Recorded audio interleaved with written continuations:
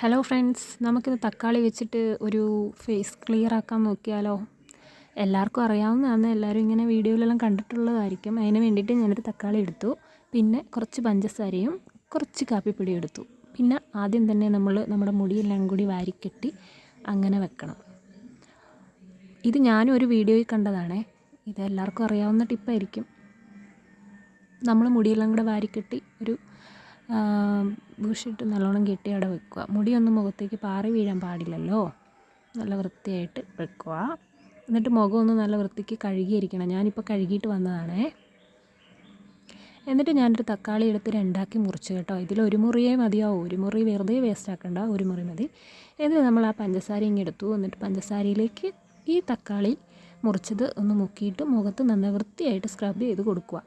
ഒത്തിരി അമർത്തി സ്ക്രബ് ചെയ്യൊന്നും വേണ്ട, അത്യാവശ്യം നല്ല വൃത്തിക്ക്. ഇത് ഞാൻ ഇടയ്ക്കിടയ്ക്ക് ചെയ്യാറുള്ളതാണ്.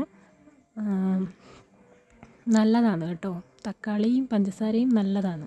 വേറെ സൈഡ് എഫക്റ്റ് ഒന്നും ഉണ്ടാവില്ല.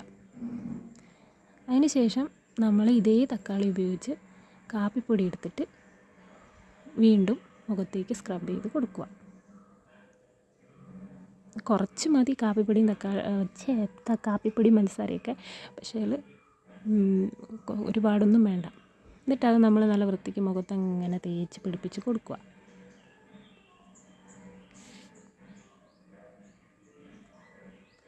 ഒരു ഭാഗം വിട്ട് കളയൽ, കഴുത്തിലും നല്ല വൃത്തിക്ക് തേക്കുക. നേരത്തെ പഞ്ചസാര തേക്കുമ്പോൾ ഞാനത് കാണിച്ചു തന്നില്ല.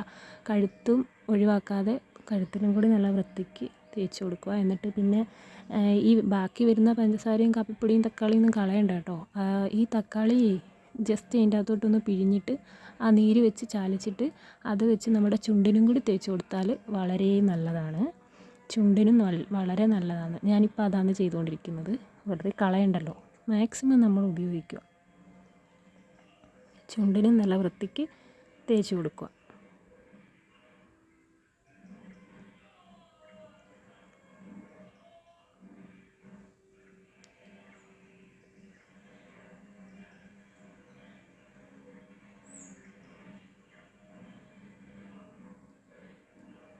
ചുണ്ടിന് നന്നായിട്ട് സ്ക്രബ് ചെയ്ത് കൊടുക്കുക. അതിന് ശേഷം നമ്മൾ വീട്ടിലാരും അറിയാതിരിക്കാൻ വേണ്ടിയിട്ട് മാച്ചിയെടുത്ത് നല്ല വൃത്തിക്ക് അടിച്ചു വാരി തെളിവ് നശിപ്പിക്കുക.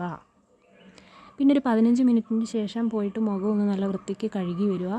നോക്കുക, അതിൻ്റേതായ ഒരു ചെറിയ മാറ്റം എൻ്റെ മുഖത്തുണ്ട്. വലിയ മാറ്റമൊന്നും വരുമില്ലെങ്കിലും അത്യാവശ്യം ചെറിയൊരു മാറ്റം മുഖത്തും ചുണ്ടിനും ഒക്കെ വന്നിട്ടുണ്ട്. കണ്ടോ, നല്ല വൃത്തിയായിട്ട് എനിക്ക് ഒരു സംതൃപ്തിയൊക്കെ തോന്നുന്നുണ്ട്. പിന്നെ ഞാൻ പോയി നല്ല സുന്ദരിയായിട്ട് വന്നു. എങ്ങനെയുണ്ട്? ഇഷ്ടപ്പെട്ടെങ്കിൽ എല്ലാവരും ഒന്ന് കമൻറ്റ് ചെയ്യുക, ലൈക്ക് ചെയ്യുക, ഇഷ്ടപ്പെട്ടാൽ ഫോളോ ചെയ്യുക. Thank you so much. By.